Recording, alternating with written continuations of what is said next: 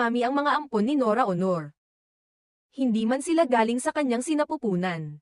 Buong puso at walang pag-aalinlangang minahal at itinuring na tunay na mga anak ng yumaong superstar at pambansang alagad ng sining na si Nora Honor ang kanyang mga adopted children.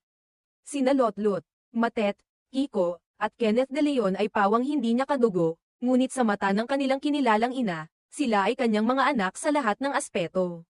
Sa panayam ng programang Kapuso Mo, Jessica Soho, KMJS, na ipinalabas noong Linggo ika-20 ng Abril, muling binuksan ang mga alaala ng pagmamahal at pag-aarugang ipinamalas ni Ate Guy sa kanyang mga anak.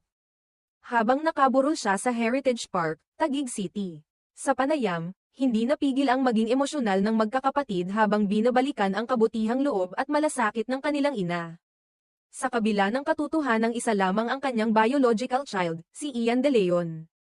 Anak niya kay Christopher De Leon.